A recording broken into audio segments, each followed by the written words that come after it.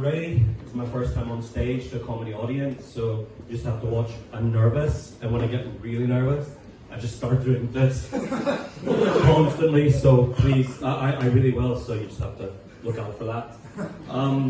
So I'm the son of immigrant parents, Indian immigrants, so when Rishi Sunak became Prime Minister, I was really, really proud for about 1 minute.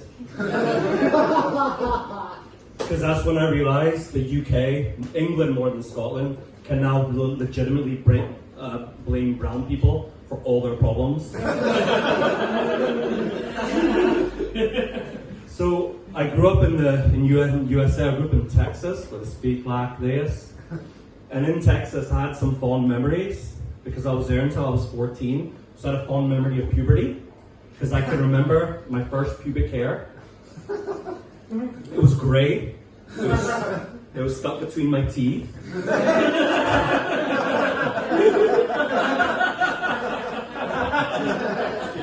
I was on my knees at the time because Santa said he had a meaty gift for me.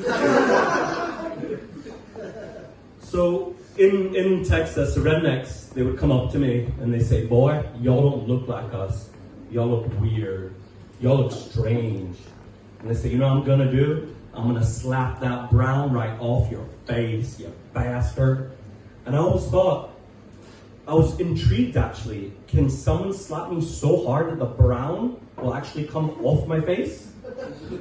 I thought that'd be quite impressive. And then they'd always come up to me and they'd say, "I'm gonna fuck your mama." And I was like, wow, I actually felt jealous. I felt a tinge of jealousy. You wanna know why? I had a crush on my mom. Come on guys, I'm sure many guys here at one point, they went through a phase where they had a crush on their mother. It's normal, and I was going through that phase, and that phase ended 2 years ago when my mom turned 90. Because once they're 90, that's when I just have to draw the line. So then we moved to Glasgow. I was 15 when we moved to Glasgow, and my parents didn't have a good grasp of the English language. So my dad and my mom, for some reason, instead of bowls, like cereal bowls, they would say balls. So I was in chemistry, and I was holding a stack of ceramic cereal bowls, and they were about to fall, and all I screamed was, "Grab my balls! Grab my balls!" This kid came running up to me, and he squeezed my balls so hard that one of my balls got lodged in my nutsack, and it's still there. It's lodged, and it felt like my eyes were like pop out of my head at the time. It made things very awkward in the bedroom.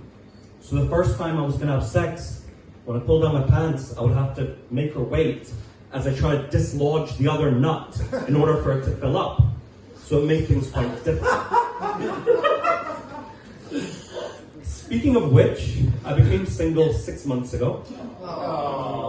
Come on, after everything I've just said, you must be thinking I'm surprised you ever had anyone. So I went on to Tinder again, and I was quite surprised because I noticed there's people, when you look at people's profiles, they're like skydiving, bungee jumping, rock climbing, and I'm looking at this, I'm like, why are you showing me this? I just want to get laid. And for me, on my profile, what I just need to ask is just one thing from a female. She's got to have a really, really small pinky. Because that's the only thing that's going to fit around my cock. When it's fully erect, after taking Viagra. The honest answer is, the honest thing I write is she's got to have a really, really small toe. Because that's the only thing that's going to fit. So, my next part is, being on Tinder and being on first Tinder dates, I realized something. It must be a lot harder for females than males. For a male, a bad first Tinder date is either not getting a second date, not getting, to second, third base, or just not getting laid, to be honest. But for a female, I think a bad Tinder date is getting murdered. Just not making it home.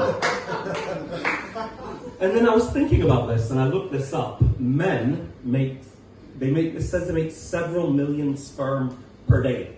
So if they do that per day, it could be about 1 trillion in a month. Women make one egg. One egg. Look how much faith God or evolution has put in men.